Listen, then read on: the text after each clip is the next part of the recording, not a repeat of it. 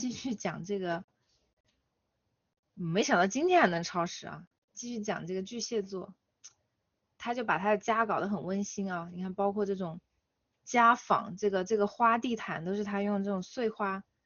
这种碎布料拼起来的，还有一个很可爱的这种花边啊。他的小裙也都是这种复古的。然后他的家里面有这种很温暖的这个家纺床上用品，以为断网了。巨蟹座啊，而且它在海边嘛，蓝色的，因为它是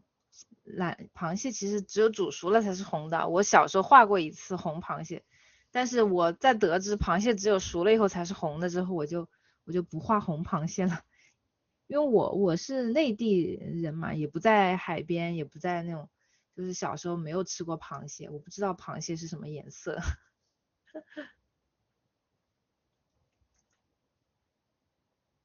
然后这个是处女座，处女座当时这个很大的帽子。但是这个很大的帽子的灵感来源自一期好像是香奈儿的一个秀场，因为香奈儿小姐就是 Coco Chanel，她的发家就是从做手工帽子开始的，对吧？然后她开始鼓励女生穿男装然后后面有那种粗花呢，有了那种比较中性的那种剪裁风让它成为了一个百年品牌，所以我也挺喜欢香奈儿这个品牌，会去看他们的服装，会去看他们的秀场。所以有一个这种超级大号的这种礼帽的想法，就是惊艳了我，我就把这个灵感画到了这里面，给他戴了一个超级大的这个大帽子，然后也给他配了一个这种很复古的渐变的这种裙子和一个同色系的手套。然后给他背了一个这种信封邮差包，然后里面就是飘出来的，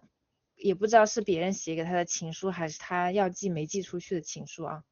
因为处女座他内心是比较敏感细腻的嘛，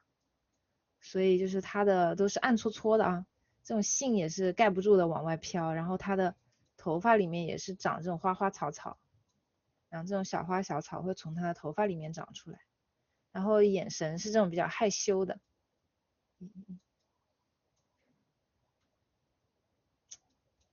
然后他因为比较那个细腻啊，他的心思比较细。你看他走的这个路也是一个很高的高空中的一个旋转楼梯，还没有扶手的啊，小心翼翼的，代表他这种小心翼翼的性格。有点想画我这种风格也可以啊。这是我平时啊，但是你们看我如果这些都是我的商稿，这些完成度比较高的都是我的商稿。但是你们看我平时如果我闲下来，比如说我画我的朋友，那这是我的朋友啊，这是我的朋友，你们会看到我如果画这种就是闲的时候啊，这个也是我画点自己的小画点自己喜欢的东西啊，空闲的时候练练手练练笔的时候，我还是比较喜欢画头像，那个时候也是啊，我空的时候都是画这种，画这种大头，画这种脸，然后我空的时候我会把这个脸啊，这画的细一点，只不过那个时候你看还是一个比较薄涂，有点像那种水彩淡彩的风格薄涂，会保留了很多铅笔的痕迹，因为那个时候起稿也是在纸上起的，然后扫描到电脑里面的，所以你们看到会有很多放大看会有很多纸的纹理啊、纸的肌理和一些铅笔的痕迹。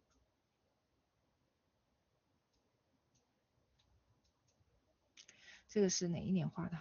这个没有写日期，但是这个也有写吧？也没写。哎呀，你看，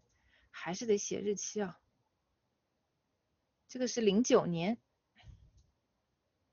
，09年。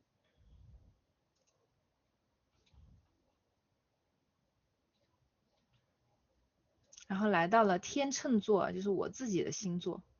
天秤座他就是一个要平衡的，追求平衡的人啊，内心是一个公平公正，然后追求平衡，想要把一碗水端平的这么一个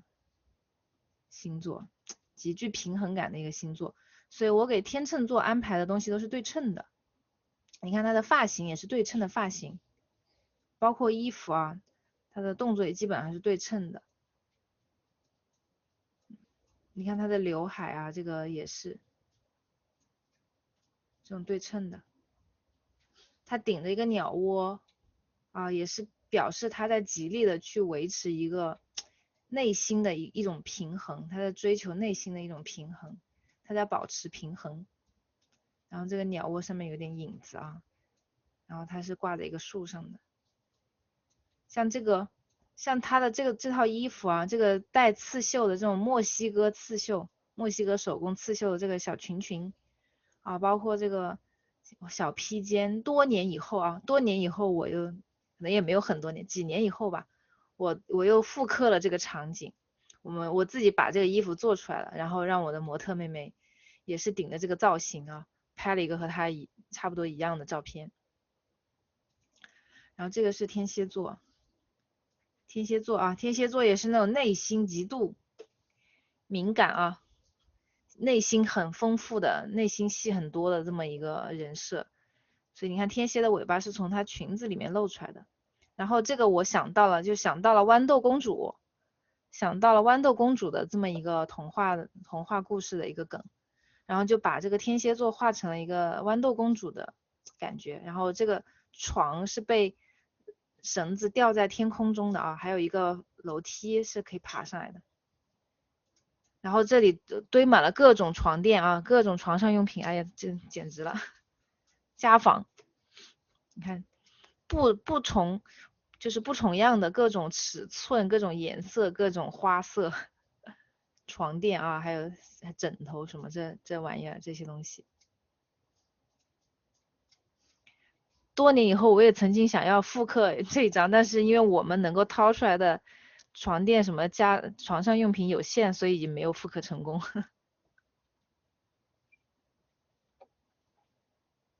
就是画这种原创的话，就会有很多的小心思在里面。如果不讲解的话，可能不一定有多少人能看得懂。然后他穿的鞋子也是这种红舞鞋啊，这种红色的芭蕾舞鞋，也代表他的内心的各种就是闷骚的这个各种内心戏。表面也是这种，我其实挺喜欢这种脸的，比较清冷疏离的这种，比较无辜的这种脸。然后摩羯是那种比较仗义的，他的人设是比较公正、比较仗义的，比较有爱心的，比较会照顾别人的这种。所以我给他的造型是那种偏那种希腊，就是古希腊的那种造型，他的衣服也是，他顶着这个摩羯的这个羊角啊。然后他从一本童话故事书里面，他从一个童话故事书里面救出了一个在天鹅湖里面被白天鹅霸凌的黑天鹅，他的故事就是这样一个故事。你看这只黑天鹅，它受伤了，然后他把它救出来了，给它包扎了一下，然后他救出来的这个地点是这个书里面的某一页，它是一个看起来很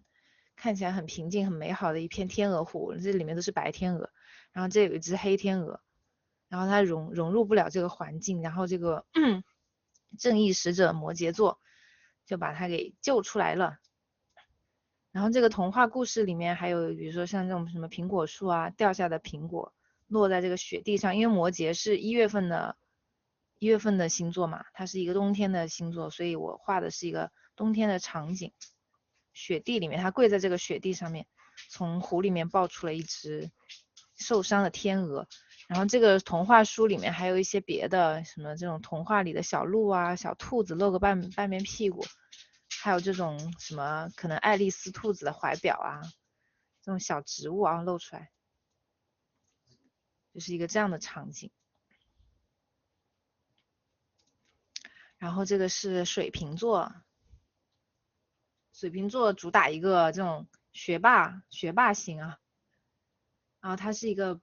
有点理科女孩的那种感觉，她戴着眼镜，然后她穿的衣服也是那种红配绿比较复古的颜色，然后衣服上面的图案像都是这种什么星图啊、地图啊。星图、地图，然后乐谱这种东西，就是挺复古的，复古的裙子，然后在水里面飘，飘在水里，然后我就想画这种水里面的颜色很丰富的这种感觉，就画了一个很干净的这个瓶子啊，装了很干净的水的这么一个瓶子，然后水的颜色很彩，然后后面藏着一个暹罗猫。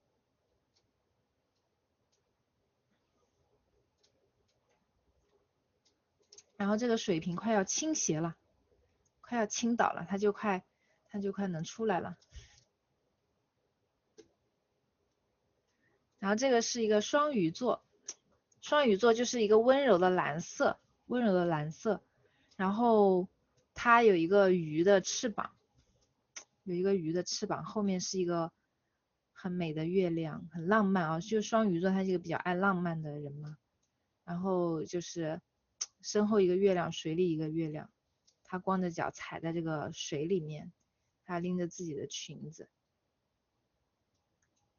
那个时候我画的脸也是同一张脸，也没有人说我啊。现在还有人说我画的脸都是千人一面的。然后这个鱼的这种鱼的翅膀啊，鱼鳍半透明的这种，然后闪光的这种波光粼粼的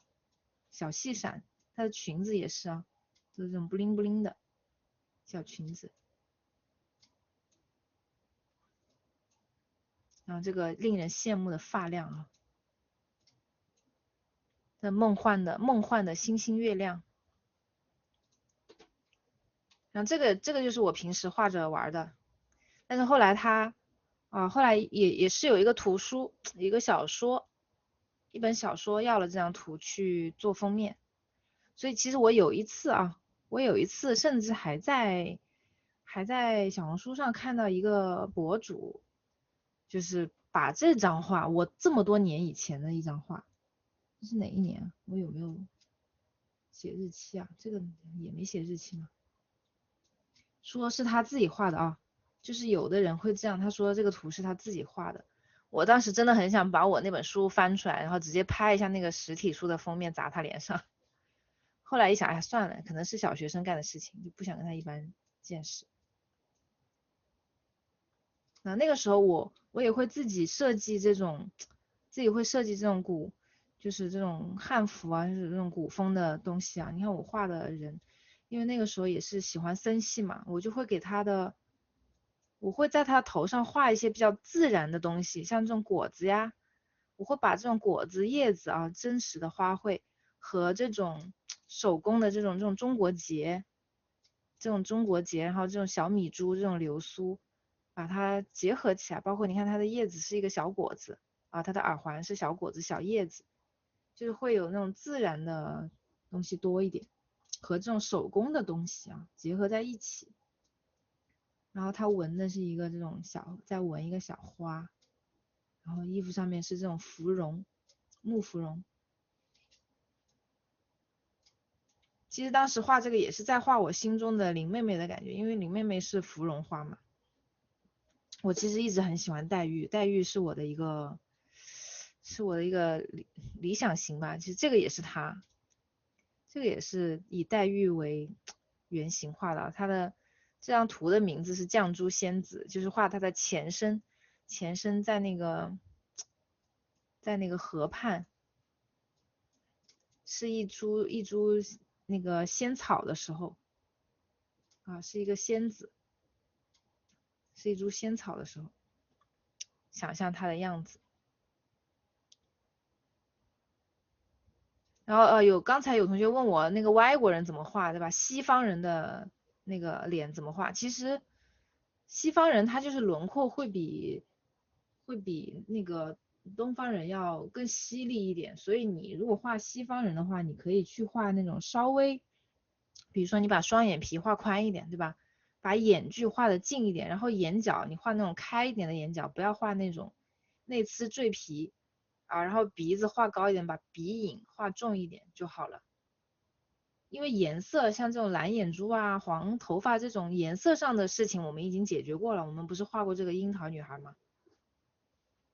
对吧？它的颜色就已经挺西方人的颜色了，所以骨相上你只需要去把握一下西方人的特点就好了。因为我这个人比较喜欢东方人的骨相啊，我画西方人也画的比较少，但是可以参看我的12星座系列，因为星座的发源地是在那种古希腊还是古罗马嘛，是西方的发源，所以我画的星座系列会比较长相会比较偏西方人一点。但是我西方人里面我也是比较喜欢他们的那个鲶鱼系，我喜欢西方人的鲶鱼系啊，就是这种娃娃脸，他们那种超模会有一个派系，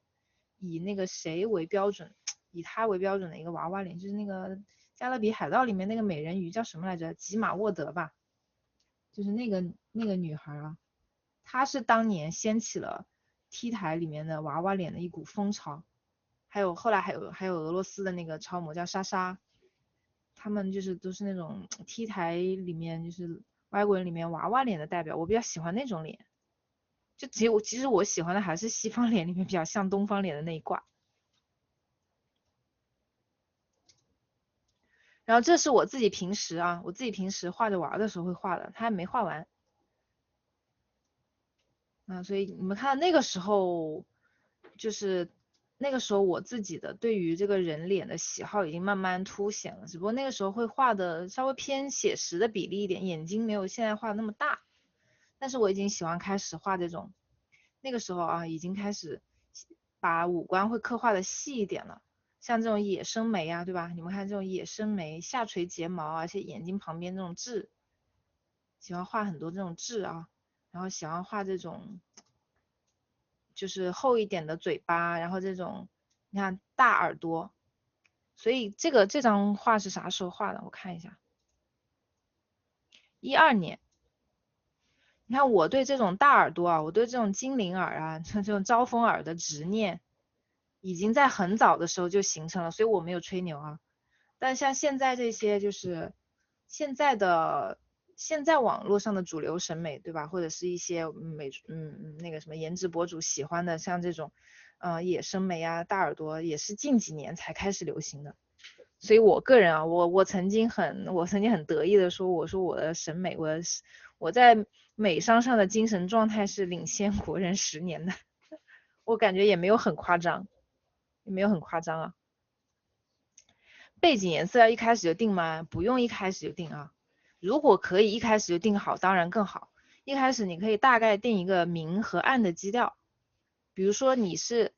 就白天还是晚上，对吧？你整个大的基调是一个亮的还是暗的，这个你最好能提前定下来，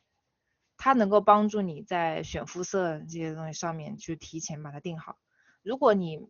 如果你没有一个很明确的，比如说就是一个白天啊，或者就是一个室内柔光，或者它就是一个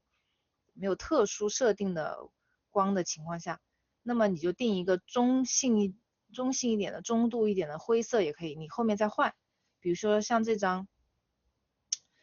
周野这张，我后来不是还换了一个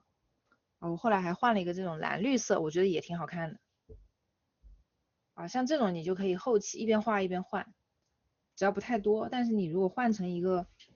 你像这种，如果是这种图啊，如果是这种图，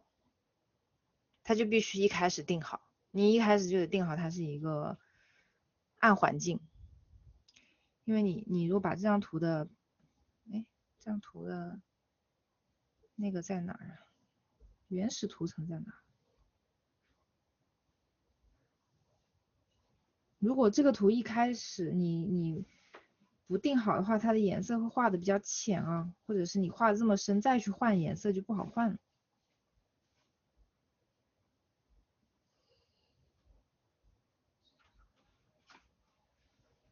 不在这儿，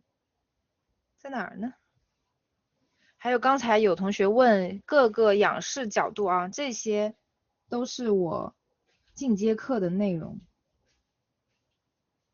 你们想要，你看我其实很懂你们想要画什么，所以我后来的进阶课啊，安排的都是这些东西啊，你们想要的不同的打光啊，不同的角度啊，什么各种刁钻的角度啊，我后来也都有教，但是是进阶课啊，因为还是那句话嘛，刚学会走路不能马上去100米跨栏，所以我进阶课的学员都是那种针对的是学了就是学完我的课程，然后有一定的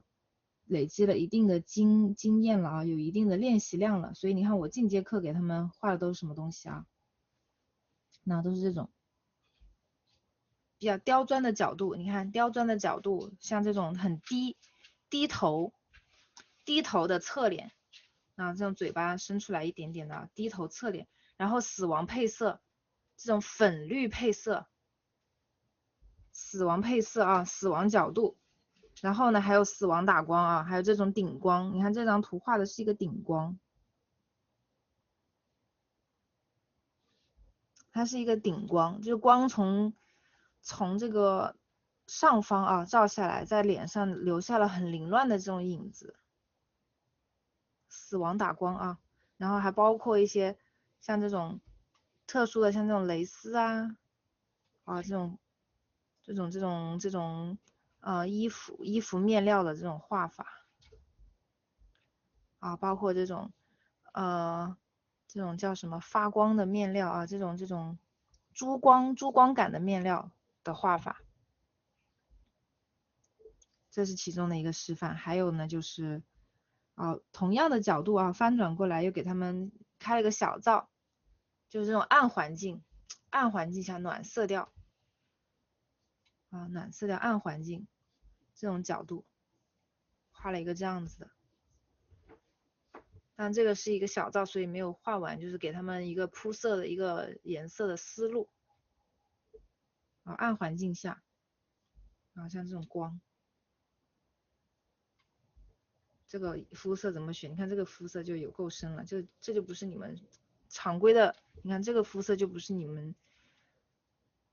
这个课里面说的常规肤色，它是你看用一个很紫的啊，用一个蓝紫色，用一个紫色灰紫色，然后它的明度很低啊，用一个中灰的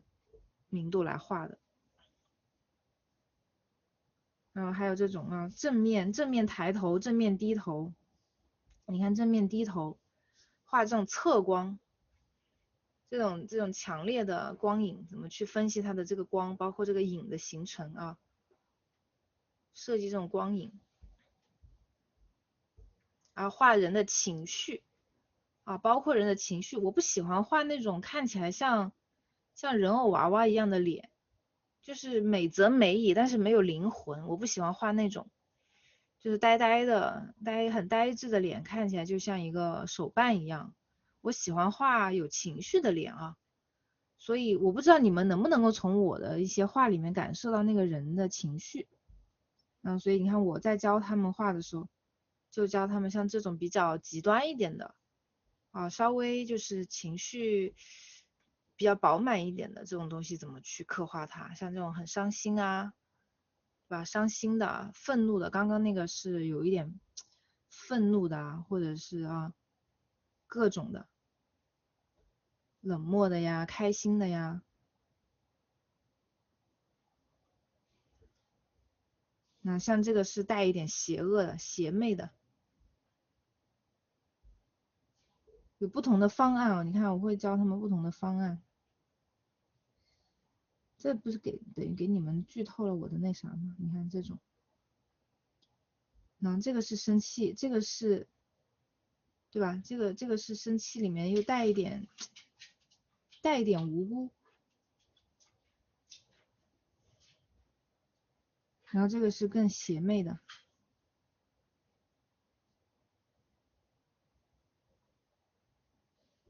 会有情绪啊，会带他们刻画这种情绪，然后像这个角度啊，这个角度是属于什么？你看要问鼻孔怎么画啊，这就是露鼻孔的，这个是一个3/4侧脸，但是是一个3/4的仰视，3/4的仰视角度啊，它不是常规的3/4脸，它是带了一个仰视角度的，所以你能看到鼻孔。啊，能够看到这么大的柯唇沟，然后能够看到它的倒睫。然后这里面还教了那种，比如说，哎，你看这个御姐啊，看不起你的时候是什么表情？然后开心的时候是什么表情？啊，开心大笑，甚至还画了一个虎牙啊，甚至还画了一个小虎牙，教大家虎牙怎么画。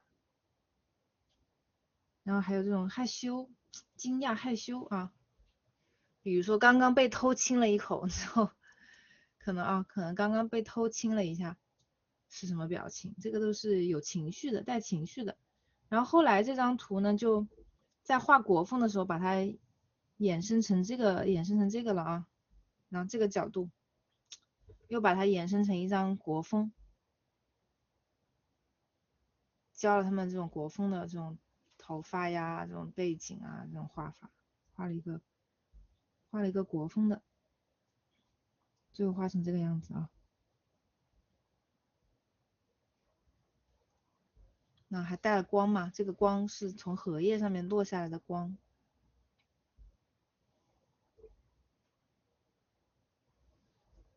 那这个角度，然后还有这个呢，正面抬头。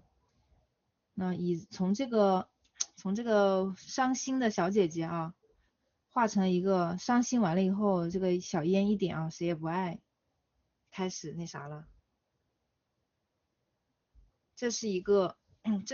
首先从角度上来讲，它是一个刁钻的角度，它是一个正面抬头的就是露鼻孔的角度，对吧？然后从这个配色来讲，它是一个夜间的配色，啊，它是一个夜晚的，然后是一个极致冷光啊，是一个很冷的颜色。你看这个皮肤，这个肤色是你想象不到的颜色啊。这张也是难倒了很多进阶班的学员。你看我是在用一个蓝色画皮肤的。这个皮肤，你看大多数的颜色啊，这个皮肤大多数颜色，你没有想到它的色相是集中在这个部分。然后它的脸上又是它是一个底光啊，冷环境暖光源，然后底光，所以你看光又是从下面上来的，然后它是个暖光，然后还要计算这个烟的影子啊，计算这个烟在嘴巴上的影子，计算这个鼻子在脸上的影子啊，计算这些影子，这些因为是原创啊，所以它没有太多的。就是没有一个直接的照片可以参考的，还要教大家，就是我会给大家示范我是怎么样拍照片的啊，包括这个手也是我拍了一个照片啊，点了一个打火机拍了一个照片，观察这个手，你看手里面漏光啊，光从手里面漏出来，你看这个皮肤的颜色多冷啊，这个肤色你看纯纯的蓝色，而且是一个高饱和的蓝色。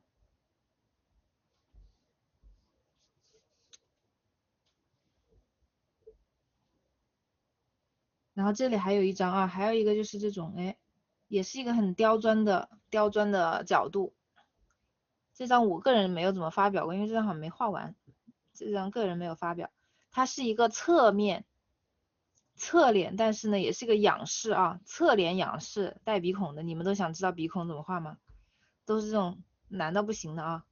然后这是一个油画机里的画法，最后画出来是这个样子。对，因为我没有把它画完啊，我的手啊这个地方还有的头发啊，水里面没有处理完，就是在我当时看来是一个完成度不高的，我就没有发出去。但是我也挺喜欢这张的。那头发的处理啊，这用到的是一些油画机里的笔刷，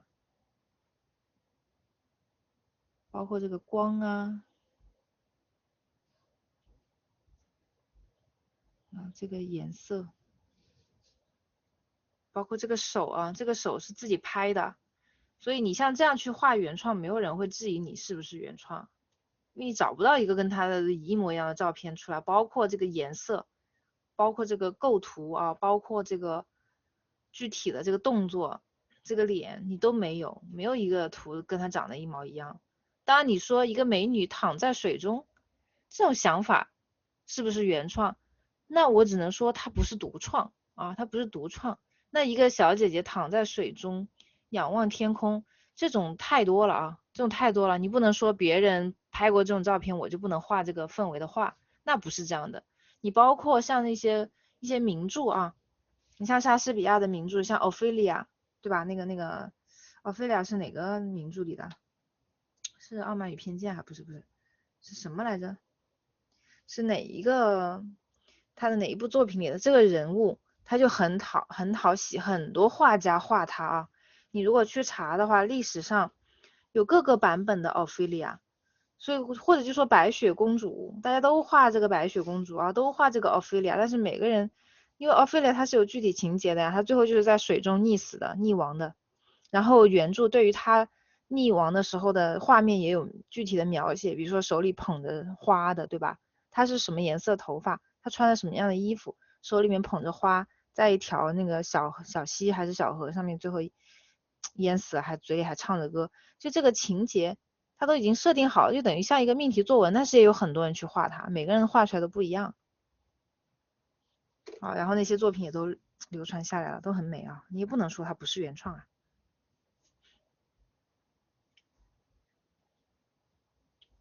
啊，这个是进阶的，进阶的内容，进阶还教了像这种双人图啊，这种暧昧的一点的这种双人的图怎么去画它？你看我也是标注的，可以给你们放一下吧。那标注就是这些。你看我把这个脸，我把刚刚画好的那个脸啊，因为它是一个侧脸的仰头，我直接把这个脸搬过来了，因为这个脸的角度已经讲过了嘛。好，在有这个脸的基础上，然后你怎么观察它的这个肢体的一些关键点？那关节啊，肩关节、肘关节、腕关节，然后背的线条，对吧？这个背，这个屁股的高度啊，然后这些东西全都一个一个给它找到。你看，都是在画这种啊，都是在画结构，先画结构，再画轮廓。你们不要把这个画的时候，如果你画照片，你千万不要把目光一开始就锁定在这个轮廓怎么画啊，那样你会没有一个大局观。这中间又穿插了一些人体的知识，然后再画另外一个人，再继续把他的这关节点全都找到。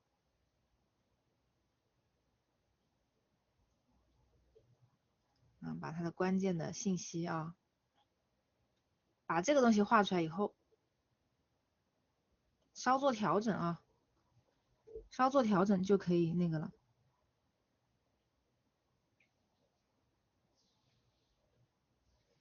就可以开始细化了，画草稿啊，改一下发型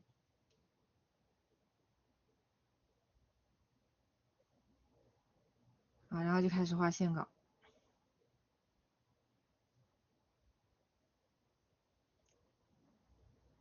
从草稿到线稿其实就是花点时间的事情啊。最后我下课以后又把它夹带私货，给它画成了自己喜欢的那个，给它画成了这个啊，最后画成这个样子啊，可以给你们看一下这个过程。从上课示范的一个这个草稿，画风一变啊，把性别倒转了一下，然后这个细节也稍微修改了一下，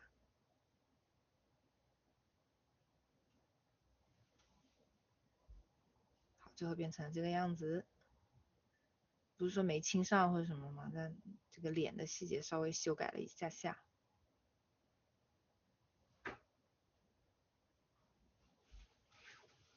哈姆雷特，对对对对对对对。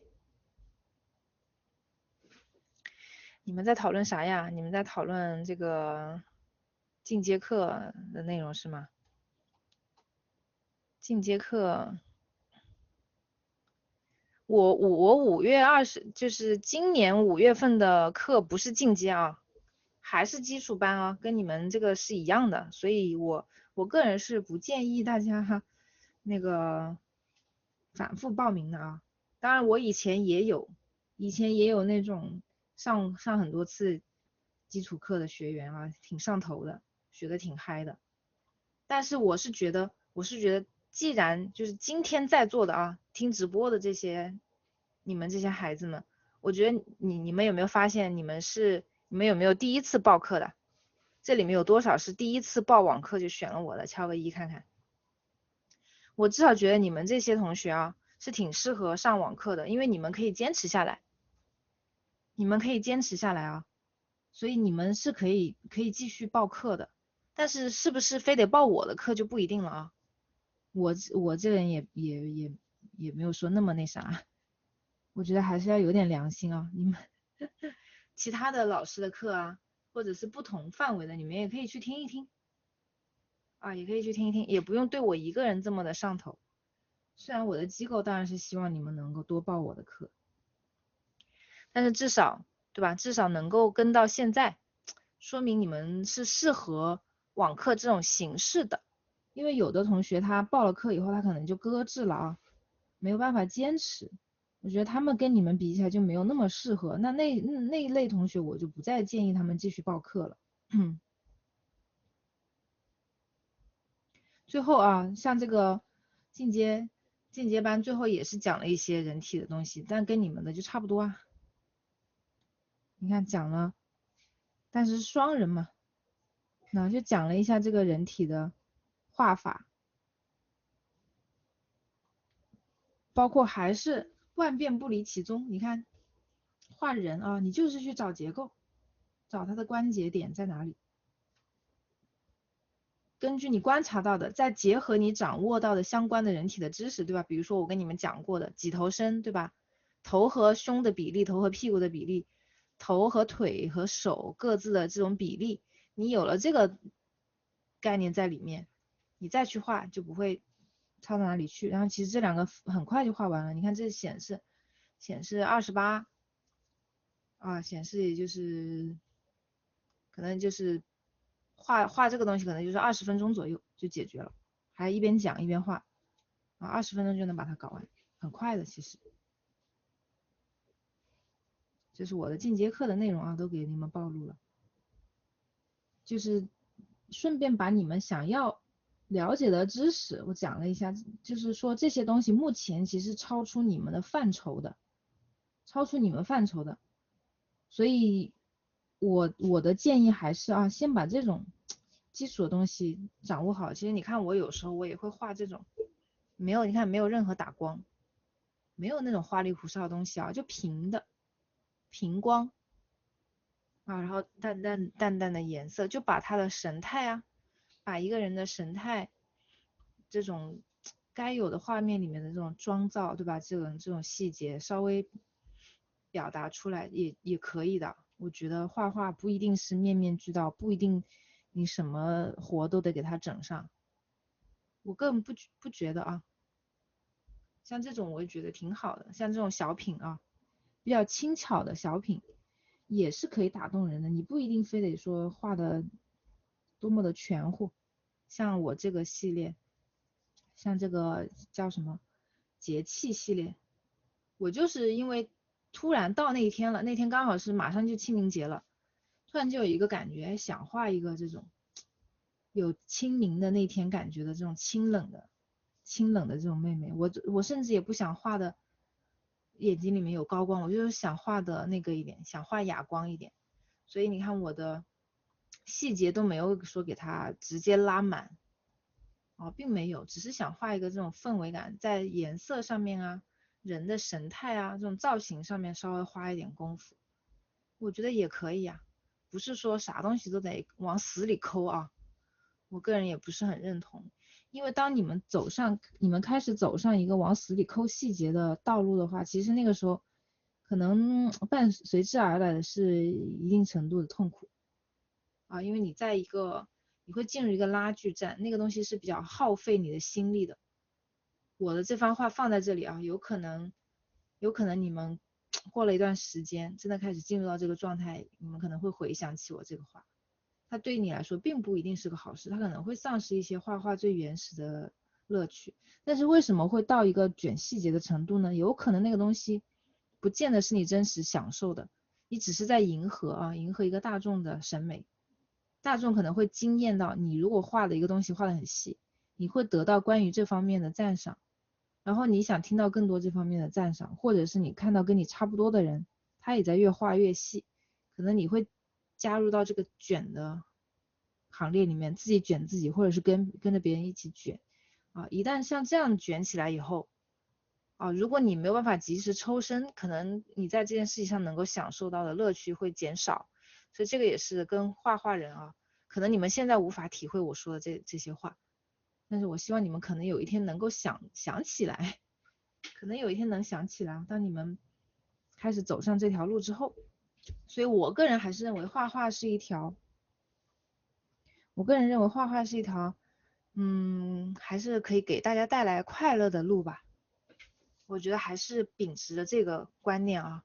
在画画这件事情上面找到你的乐趣是最重要的，因为你不管是用它来赚钱也好，用它来赚流量也好啊，赚赞美、博赞美也好，那都是一时的，都无法长久，甚至它可能会给你带来一些负担。但是本身这件事情，还有人可能会问我，哎，AI 来了怎么办啊，对吧？我还要不要画画？那我问你，你现在这个世界上除了 AI，也有很多无数的人画画比你画的好，你怎么没有看到那些画画比你画的好的人呢？有那些人的存在影不影响你画画呢？不影响，因为我们画画是为了自己开心啊，为了满足自己的对这个东西的热爱，为了表达自己的东西。所以当你把画画理解到这个层面啊，它可以陪伴你一生很长很长的时间，它可以在你，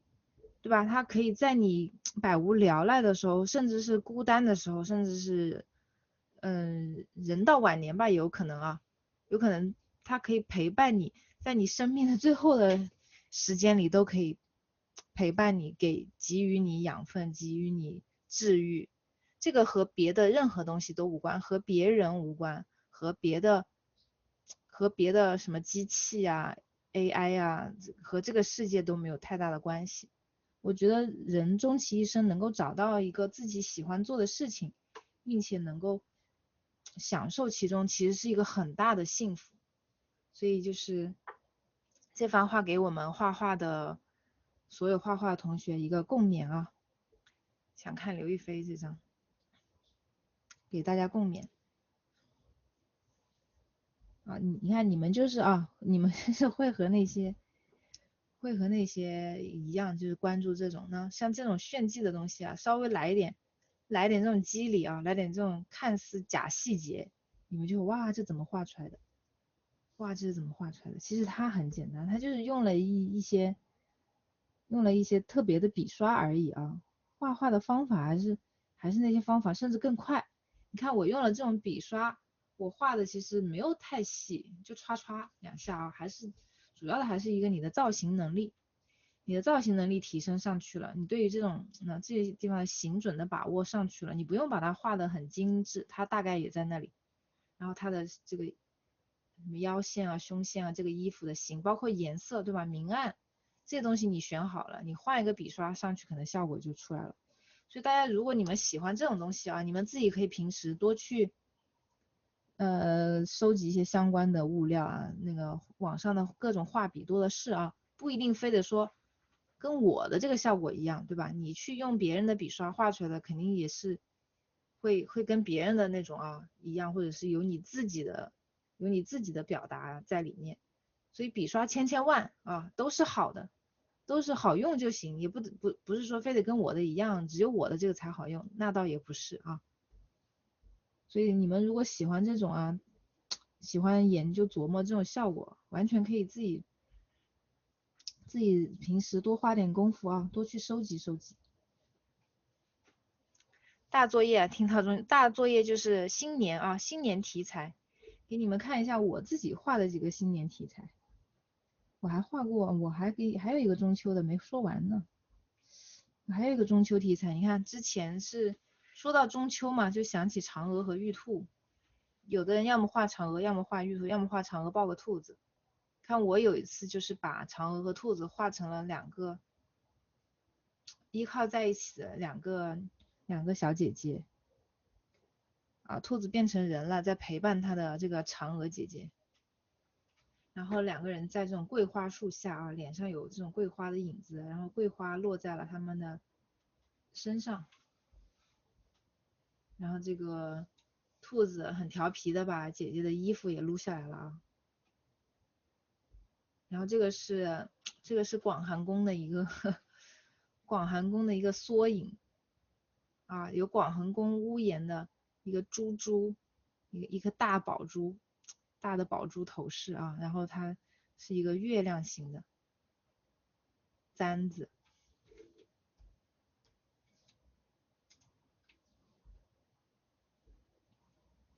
很多人就喜欢问你这种啊，这种其实都是，就包括我在直播的时候，因为我不是贴类纸膜嘛，啊，直播的时候呢，那个手机它会加一点高清啊，它会加一点锐化，所以那个类纸膜的颗粒感在直播的时候就会蛮明显的。很多人就过来问你这个颗粒感是怎么做的，怎么做的，那么关注的都是一些表象，都是一些非常表象的东西，你会发现，哎，你这里面有肌理，这个肌理这个东西是怎么做的？其实这些东西不重要，这些东西你找到一个笔刷就可以夸夸两下画出来，最关键的还是内核啊，还是你的起形，从形准到颜色，这两个是最重要的。然后一个画要有多少细节，要抠到什么细节，然后那个肌理啊，那个表层的东西要华丽炫目到什么程度，那个都是可以后面再叠加的啊，一定要把自己的基础给打牢啊，这个是我对所有同学的一个奉劝，就不要舍本逐末，不要抛开那个最内核的东西先去追求那种华而不实的表面上那些东西啊。也就是说，如果给你一支笔一张纸，你一样能把画画好，这个就是真本事啊。所以今天就到这里了啊。你看我的自画像也就是很快啊，用了一点这种笔刷，看起来好像很有效果。其实你的底层逻辑还是怎么去起形啊，怎么去抓形，怎么去搞颜色。这张图没有发过，这张图就是自己画着玩的。这张图在我的书里面有啊，在我发的书里面有。好，最后给你们看一下这张，你们看一下这张啊，我的那个小哥哥变成这样子，我最后给他选了一个深色的背景。突然有一天啊，我就觉得这个白背景有点不带感，那个衣服感觉总像未完成，我就加了一个深色，我要把背景换成黑色的了。哎，我这个黑色一换，立马感觉就出来了啊。那给你们看一下，之前刚换黑色是这样的，我做了什么呢？从这一步到那一步做了什么？给大家讲一下。这就是因为我一开始没有设定好背景的颜色，所以我给他的皮肤啊，这个头发的选色之前都是在这种正常的白背景下面选的，就是还可以。但是一旦加上了黑色，这个就显得比较的亮啊，比较平，比较暗啊，比较亮。所以我后来是把所有的图层都合并了以后，给它加了一个正偏叠底的图层啊，在这里。我把这个，既然是这个课上画的，所以就教给你们。做了啥呢？就是把所有的跟人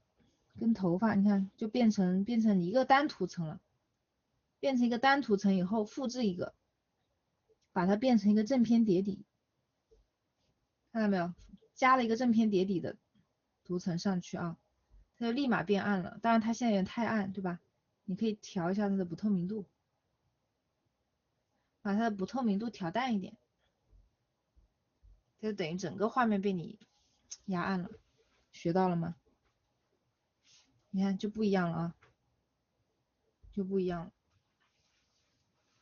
OK，这就是最后一招了啊，最后一招。今天的课就到这里了。美好的时光总是那么的短暂啊。就是我没有想到连最后一节课也能超时，我本来想着应该很快就能结束了，舍不得我啊。我还在的啊，我们江湖再见，我们网上再见啊，我们还是好网友，以后还是希望比如说我在直播的时候啊，对吧，在直播间还可以继续跟你们聊天啊，然后我发作品也会继续得到你们的支持，还有我如果哦，对了，最后给大家讲一下，我们既然是一个有缘千里来相会的一个团体啊，我们这波有缘人，如果大家在网上看到了互相就是认出来是同学，就不要吝啬自己的小心心、小赞赞啊。我如果在网上刷到我的学员画的东西，我都会随手点赞的，就是点赞了是刷到了，没有点赞就是没刷到。所以可能有的同学会去显摆，说，哎，老师给我点赞了。其实其他的同学我看到了也都会点赞，我觉得这是一个好习惯啊。因为现在大家你们如果也都想在平台上面多获得一些关注和流量的话，自己的同学圈子就本身是一个不错的起点了。同学圈子比那种完全零粉丝的起号的那些绘画博主来说，已经有一点优势了。所以大家同学们，就我们把这种团结友爱的精神，也是发挥到我们的社交礼仪上面，在各种社交平台上面发现了自己的同学可以去点个赞留个言，然后互相粉一粉，然后再互相去点赞留言夸一夸我们营造一个良性的这个氛围。包括如果以后大家在网上如果肯定会遇到一些小学生杠精他非要来给你指点的，碰到这种情况大家不要在意不要在意，来指点你的人并不代表他比你画的好。你看到真的那种画的特别好的人，真的那种大师那种大佬，谁天天在外面指导别人那都是要收钱的好吗？所以不要在意不要在意这种。对，大家也可以对发了作品以后就是转到群里面来互相去支持一个捧个场就是举手之劳动动手指的事情，但是对你对我对他对互相都是有利的所以这种互惠互利的事情大家多做好吗？那今天就到这里喽，今天要愉快的跟你们说一声再见了我们不要有什么伤感的情绪，因为大家还可以江湖再见以后我们还可以相见的，没有离开你们好的，拜拜，那今天就这样啦，晚安大家。再给你们点个名晚安洛葵，晚安奶油核桃，晚安 Olivia，晚安大鱼，晚安 C，晚安七夏，晚安大图拉，晚安文理，晚安小熊 VV，晚安丸子，晚安白白，晚安伊娜，晚安望舒，晚安 Lucky 35少女。好的，大家晚安 HYM，大家晚安啦，我们再见，拜拜。哦，对，还要谢谢还要最后还要谢谢一下所有的就是插画喵的大家的那个助教老师，还有我们的班主任肉肉大家可以一会儿下了课可以去群里面谢谢一下肉肉老师，还有给你们那个指导过的就是指导老师晚安望舒，晚安会飞的猪，好啦，再见，拜拜。